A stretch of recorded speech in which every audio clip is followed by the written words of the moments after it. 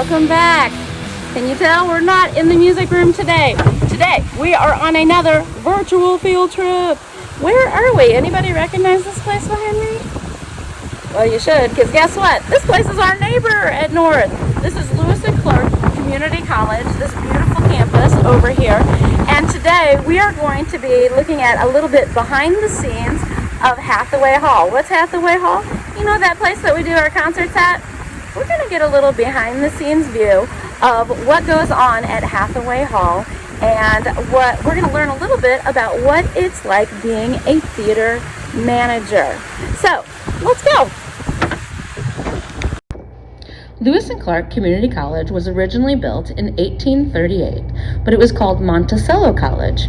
It wasn't until 1970 that they added the newer buildings, and it was called Lewis and Clark Community College. And it services around 15,000 students every year. It's a beautiful campus full of sculptures, gardens, and water features. And it also has a place called Hathaway Hall. If you've done a concert with me before, this is where it was, Hathaway Hall on Lewis and Clark Community College campus. Let's take a closer look. All right, hey guys, we are inside Hathaway Hall right now. In fact, I'm gonna pan it over to the stage. This is where you guys do your concerts. If you've been here for a concert, that's where you are. But this is where Brian is. And we are back here with, is this the soundboard, Brian? This is the soundboard. Okay, tell us a little bit about this. Sure. This is the soundboard that we use for concerts, plays, your school programs. And this is a digital one. And what that means, instead of like the big soundboards that were really big and the person adjusting the levels of the instruments or the voices or whatever would have to move all the way around. The way they make them now is it's on a set of pages. So what happens is if instead of needing to go to a set of these faders to adjust volume way down here, now they're here. And all I do is press a button and a new section moves, and I have a new group of channels is what they're called, or another one. So that's how I'm able to navigate around without having to move all back and forth. If you go to Alton High School, unless it's changed, they had a rather large one, and sometimes it would take two people to operate for the musical in the spring. Then in plays, for sound effects, instead of playing CDs or whatever, a lot of times now people are using different software apps where you load the sound files in. And at a touch of a button, say I need a cell phone to ring, I press it, and there it is. And say I need doing a play and there's a police chase, press that, and the end, like right now, there's not an audience. There's the applause. Great Nice. Performance, everyone. Yeah, can we put that in my classroom? Just have people applauding me constantly. Sure. No. I'll add that for you. Now, normally when you do these sound effects, Yes. you have them piped in over the speakers, Correct. right? And so the speakers, those are those big, Right, the things. big curved boxes. yeah. Right, and there's some subwoofers for the real low end, all that real low. Like bass sound. Exactly. Okay, When gotcha. you're trying to sleep and the car goes by. Yeah. You hear that at nighttime. But yeah, I have a bunch of those in the back. So Nice. here we do a mixture of things. You know, it could be a person speaking. We've had speakers, people who were Holocaust survivors before. Had Colonel Oliver North was here on September the 11th, the 10th anniversary. Had music performances, anything from rock and roll to bluegrass, country, hip hop. I was told that when Nelly was up and coming, he actually performed here in a talent show. Huh. So a lot of, just a variety of things. Yeah, just a hodgepodge of Hodgepodge. stuff have been on this stage, Right. including North Elementary. North Elementary, right, which is always fun, December and the end of April. Yes, we Yeah. will be back one of these days. I'm hoping. Brian, can we go look at some lights? Yeah, we need to go adjust those up there in the ceiling. Oh, sweet, let's do it. You ready to go? Yep, let's go. Okay. To go up the stairs. Those stairs. And now we're going up this ladder, over the wall. I don't think I can record this one. Sorry, No. guys. All All right, guys, so now we are up in the catwalk. So what is the catwalk? We are basically in the sort of in the ceiling area. You want to tell us a little bit about what the catwalk is and what we're doing up here? Yeah, we're up here because the lights for the stage that are out over the audience where they are seated, here's where you access it. So it's this walkway up here with the circuits to plug the lights into so they have electricity. And here's the actual stage lights that we're going to adjust. So wherever the performer is going to be, I'll come up here and adjust the level and move the light to where it needs to be. Oh, I see those are the lights, and that's the stage. Awesome. And then I'll tighten it back up. And we are currently getting ready for a video class, doing a music video shoot next week. Oh, cool. So yeah, we can take these lights. I don't know if see that moving around? Yeah. But I can adjust it and put it wherever I need it.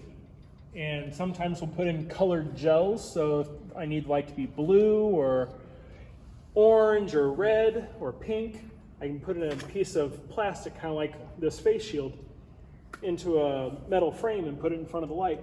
And that's how you get colored lights sometimes. Oh, cool. Except now we have LED lights that do that as well. Yeah. Awesome. Okay. Cool. Ready to go down? Yeah, let's go down. Okay. All right, so guys, sometimes when we're at the concerts, if you look over to the left, you'll see that there's all these ropes going up and down. Look how long they are. Brian, what are these ropes for? These ropes are attached to the lights and the curtains over the stage. So if I need to bring the curtains down, because right now they're kind of up in the air, or adjust the lights, to bring them down, I have to come over here. So it's called a counterweight system. So what happens is I drop the handle and then start pulling on this rope. And if you look at that curtain, I'll just say something like mid-stage curtain coming in to warn anybody so somebody doesn't get conked in the head. That's always good. Right. Yeah. I bring that down and the handle back up. Oh, and it locks it in. Yeah, so the weight on one side equals out to the weight of whatever's on the other side, like a scale. Sure. Okay. So that's what happens. So everything over, like all of these curtains and lights are attached to these ropes. Correct. So every rope over here is something on the stage. Wow, that's a lot of stuff. Yeah, like one of them is electric, so it's this set of lights. Another one's the main curtain, and then just other things across here. So everything above stage is connected to a rope with weight on the other You're end. kind of like a puppet master with this stuff over here. Well, Like yeah. Yeah, and back in the old days, they were sandbags, and now they're actually weights, iron weights. Nice. Well, cool. Thank you. You're welcome. All right, guys. So I'm going to do a little interview with Brian here just to find out a little bit about his job. And we're just hanging out outside here at the campus, enjoying this beautiful day. So, Brian, what is sort of the best or the coolest thing about your job? The thing that I like the most is the variety of work, different performances.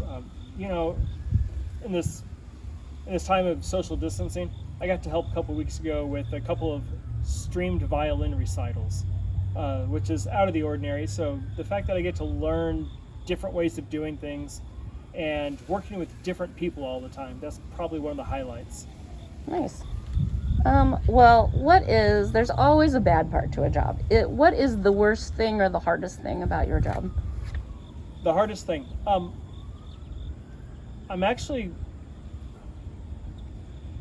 it's actually not a bad job.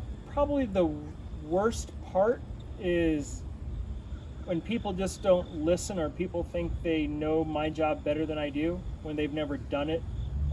I'm always open to suggestion or ideas, but when somebody's never done what I've done, it's just hard for me to hear them say, do this, and they don't even know if it's even possible. That makes sense. I wouldn't like that either. So when we're not going through this pandemic and you are just in your regular job, what is a typical day like for you? Well, there's show days when we have performances, and that would be showing up early, setting up all the microphones, speakers if needed, testing everything. Same with lighting, maybe if there's video projection, maybe if we have to interface with video cameras for live footage. and then operating the show and tearing down at the end. On a non-show day, it could be researching equipment or ideas or new technology in the office. It could be making new cables, maintenance, that type thing. Cool. So what type of training or schooling do you feel like is needed or required for your position? There's a couple of schools of thought. There's some people that do like a tech theater background and they'll get a college major in that. And a lot of that is learning costuming and lighting, things that you'd have in a play. There's a lot of people that get in the industry that way. Other people, it's kind of a hands-on, learn as you go, learn from people. You're not really going to have a class with how to operate a soundboard. They might teach you the basics of what things do, but you have to have a lot of hands-on and just experience that way, whether it's sound or if it's lighting or anything like that. So if somebody were interested in having your job or a job like yours, what sort of things could they be doing to sort of prepare themselves? I mean, should they be coming and visiting or interning, or what do they do? What should they do? Definitely visiting and interning is a good in. Ask questions. Be willing to learn things that you don't already know. A friend of mine started out doing audio, and then he got into doing lighting because the company said, hey, I could use somebody to help adjust lights and pull cable all day long. And he went to school, and then after a while he had job offers to go on tour, and he's currently the lead lighting guy for Florida Georgia Line. Oh, that's really cool. That's awesome. So if they were in high school, is this something that would be available to them with shows in high schools or middle school even? Sure, yeah. I know the middle school and the high school, they do plays and musicals, and reach out to the teacher, the person in charge there, to the director, and say, hey, I'm interested. What can I do? I want to be a part. What do we need to do with microphones? I want to hit the buttons for the lighting cues. Anything like that. Just be willing and open to try anything, and doors will open itself. What sort of traits or skills do you think are necessary or good to have this job? Definitely be a people person. Don't act like a know-it-all. Be willing, I guess, kind of be a little humble, but don't act like a know-it-all, and don't be rude. I've run into some people that have not been employed any longer for those traits. But if you're going to work with a lot of different people, you have to be willing to adapt and be kind. You don't want somebody to think, oh, that person was a jerk, I don't ever want to work with him again. You want to be the person that they're like, even if something didn't go well, if technically there was an issue, that you were willing to go above and beyond to try to put them at ease. Yeah, that sounds good. Yeah. Is there anything that I haven't asked you about your job that you think the kids should know? I'm going to say be open to all opportunities. Don't say no to anything just because you don't like it, or say that's not part of my responsibility. I started out in college as a music ed major, and here it is, I'm running the college theater here. And I've had a lot of opportunities to go on the road, little tours, little trade shows. I've met a lot of people in the industry, people that have designed rides and experiences at major theme parks, sporting events, Olympic villages, things like that. You don't necessarily get that from saying, no, this is only what I'm going to do. So be open to try anything. That sounds good. Well, Brian, I just want to say thank you so much for doing this. And guys, next time you're here at a concert at Hathaway Hall, you just might see Brian at that soundboard or behind the stage. And now you know who he is, you know what he does. And so thank you. We really appreciated this time.